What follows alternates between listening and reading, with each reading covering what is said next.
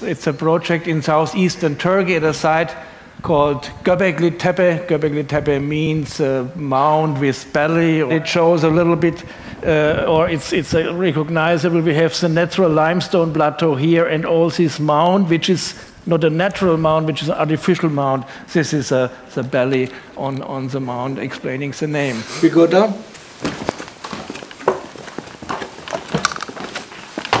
Arms going down with the hand, and this is the belt. Belt, like, yeah. And this is a fox skin hanging down from the belt. But we can be sure there had been walls, there had been pillars, there had been central pillars, everything, but they recycled it and brought it to some other place in the mountain. We can understand from this existing enclosures that they reused a lot of existing pieces. So not everything was produced newly, but a very strong reuse of stones, of spoliage. Here we are in the so-called enclosure D of Göbekli Tepe, A, B, C, D, numbered in order of the discovery, and D is a best preserved ones with a diameter of about 20 meters from east to west, and with pillars in situ since around 12,000 years. And with very high pillars, the central ones here have a height of 5.50 meters, and the floor is made of the bedrock, but carefully smoothed bedrock. So it's an unbelievable good preservation of this enclosure, which had been erected by Stone Age people so long ago, and which is still existent now here. It's a surprising fact here in Göbekli Tepe that we have monumental architecture so early in the history of mankind. So we didn't expect it to have it so early. So we are nearly 7,000 years before the pyramids, which are the first monumental building everyone knows in our history. But here we are in a time people still had been hunter-gatherer living here in Upper Mesopotamia, but had been able to organize themselves in such a way that they had been able to produce this monumental architecture. This is a big surprise, and it doesn't change history, but it adds a chapter to history which we didn't know it exists before.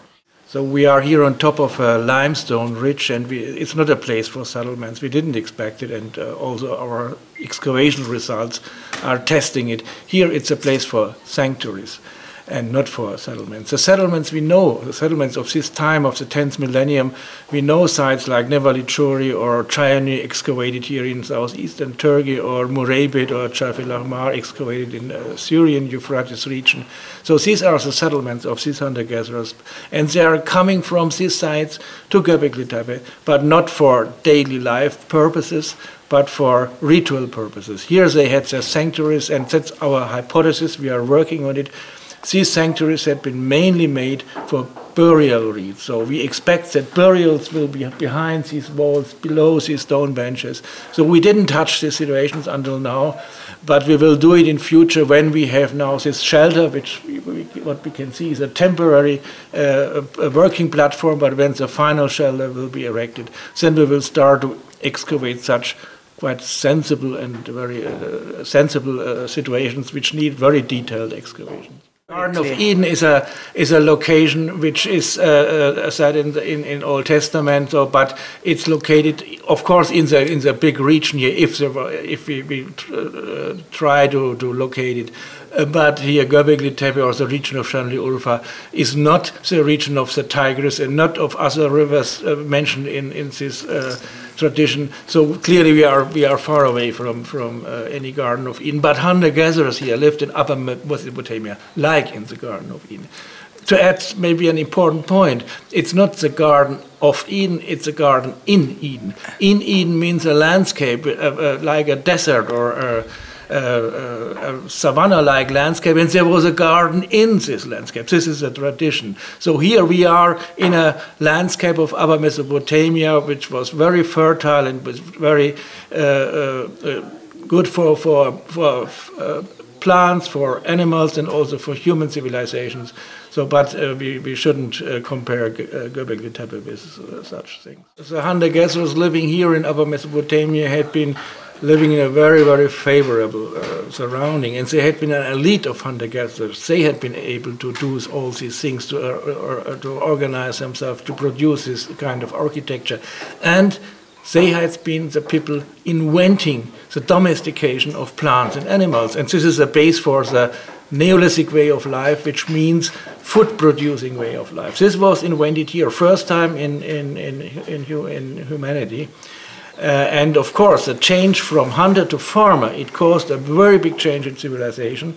And finally, it led to the destruction of the natural habitat here, not only here, but finally all over the old world. So in this way, we can see, or we can compare it with such events. But this was a process for millennia. At the beginning, the hunter-gatherers here changed to farmers. They had been in a very good position now, and the first urban societies had been developing here in Mesopotamia and so on. Yeah, we are, of course, very grateful to the Turkish authorities to be able to work here in such an enormous, important site, to get the permit year by year. Now we are in the 20th year.